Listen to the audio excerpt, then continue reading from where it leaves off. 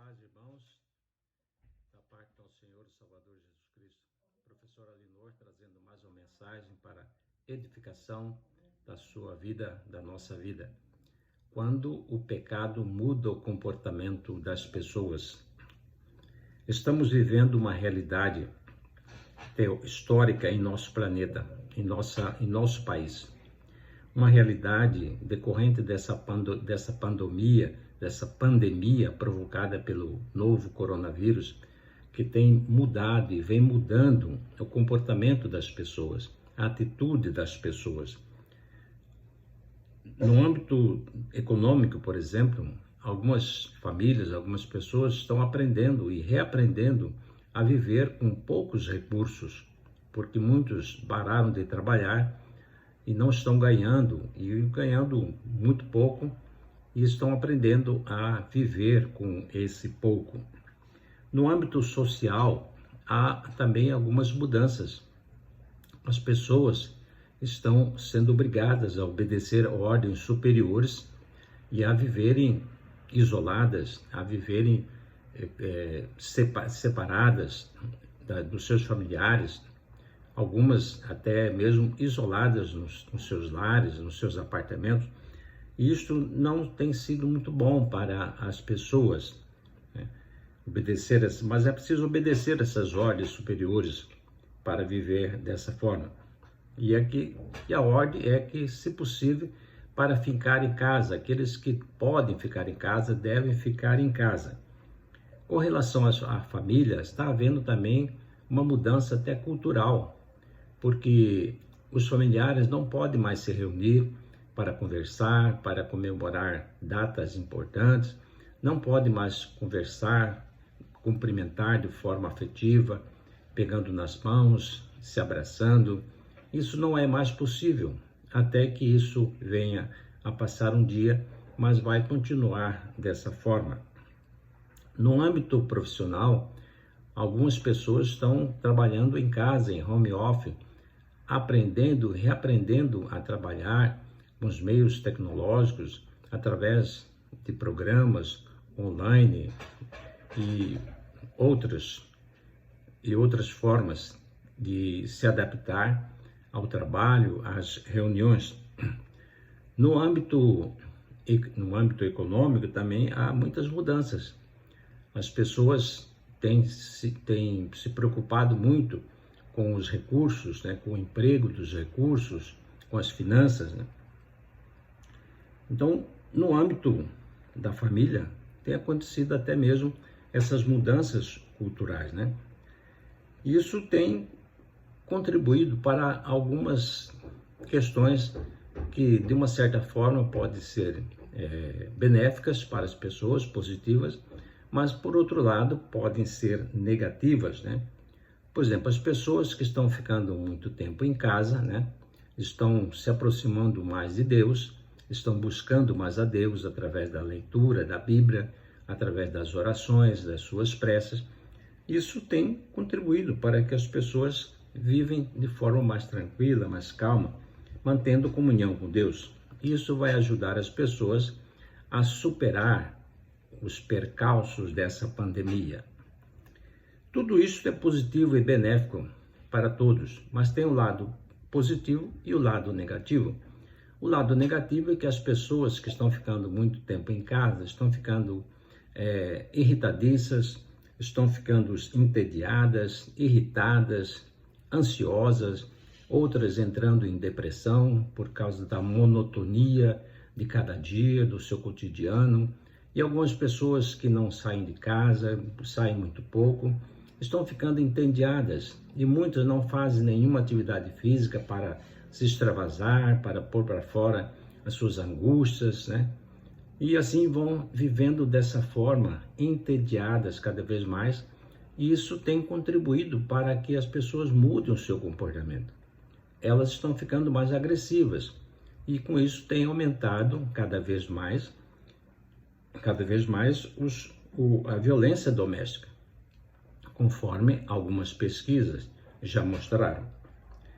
Nessa mudança de comportamento, então, surge o pecado, porque as pessoas se extravasam, as pessoas vão além daquilo que estão acostumadas a fazer e elas terminam pecando contra elas mesmas, contra a sua família e até mesmo contra Deus, por causa dessa reclusão que eles estão vivendo, desse distanciamento, desse isolamento. Então, esta situação tem complicado a vida das pessoas, né? E elas esquecem que há um Deus que está acima de tudo, que está no controle das nossas atitudes, das nossas ações, dos nossos comportamentos.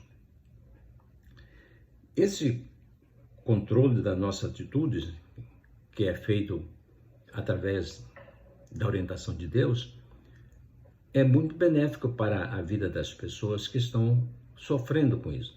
Mas é preciso buscar esse Deus.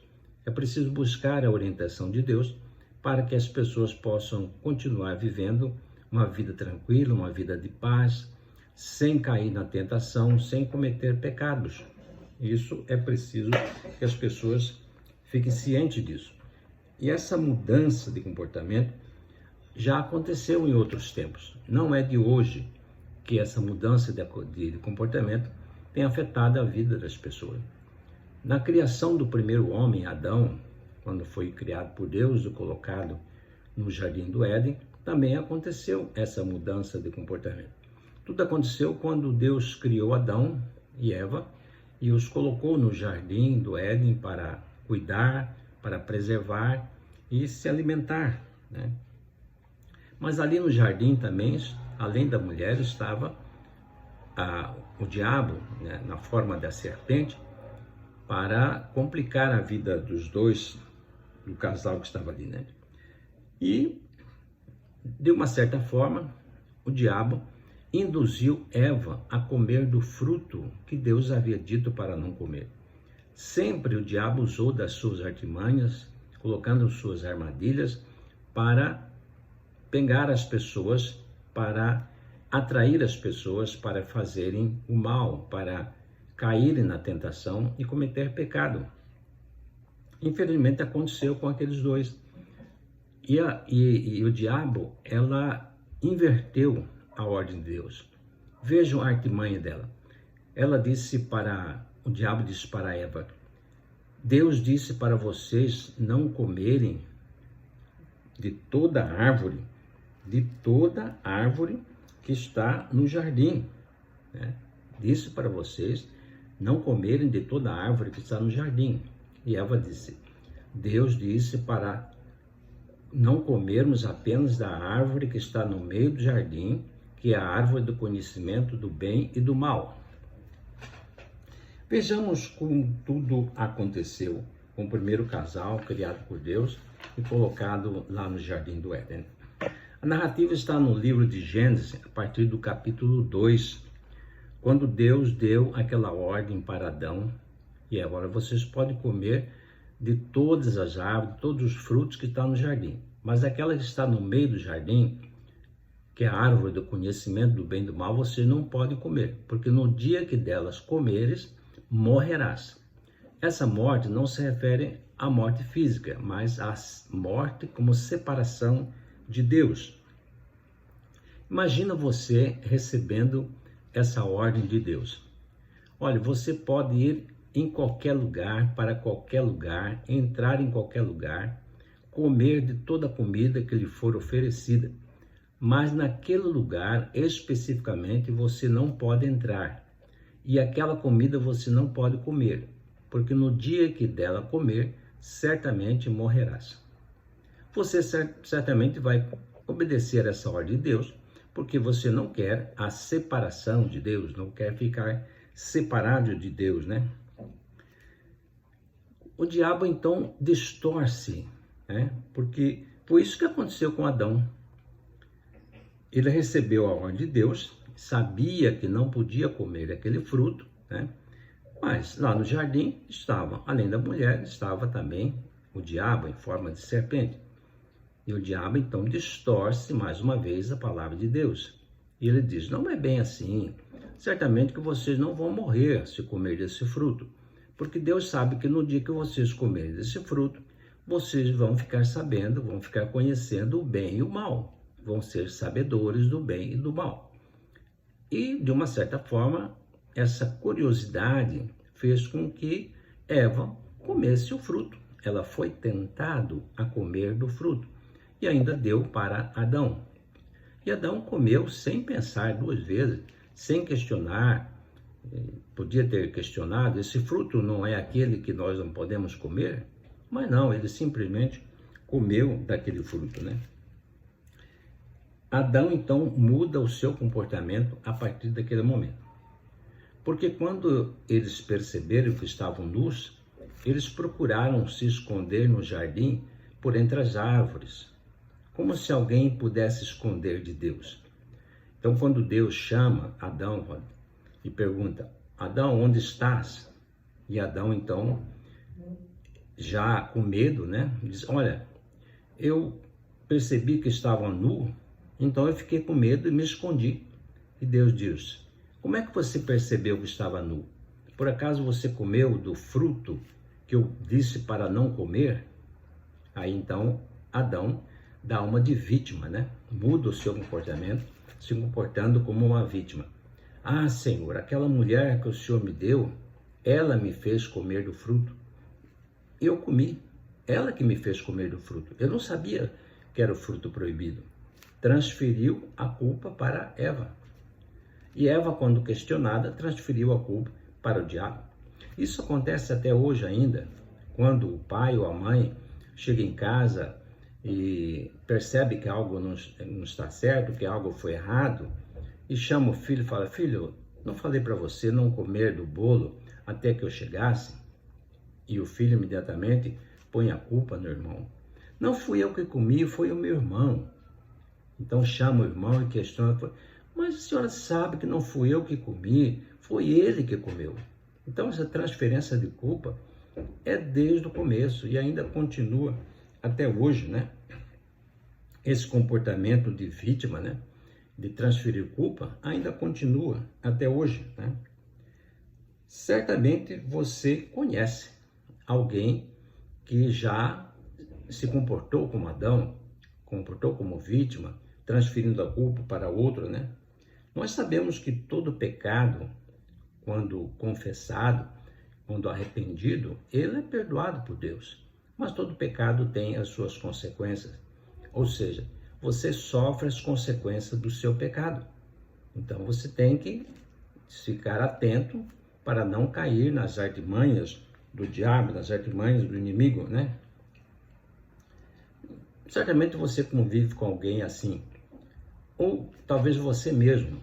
Será que você já não se comportou como Adão, sendo vítima ou fazendo-se de vítima, transferindo a culpa para outro? Tenha cuidado. O diabo usa das suas próprias artimanhas e você mesmo se comporta dessa forma. Quando alguém diz assim, eu não tive culpa, foi ela que provocou. Você precisa ver a roupa que ela estava usando.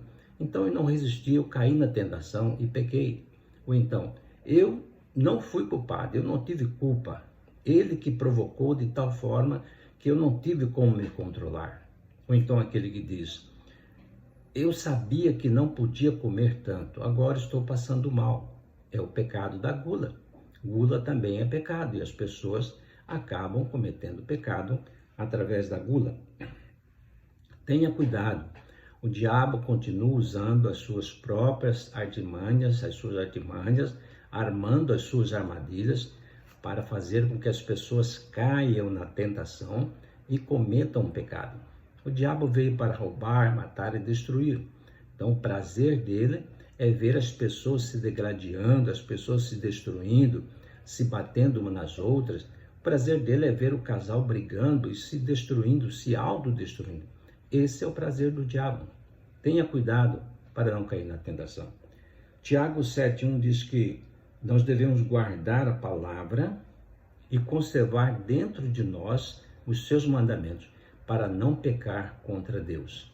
Que Deus nos abençoe, que Deus nos capacite, que Deus nos oriente, nos dê discernimento para não cairmos na tentação, nas artimanhas do inimigo. Em nome de Jesus.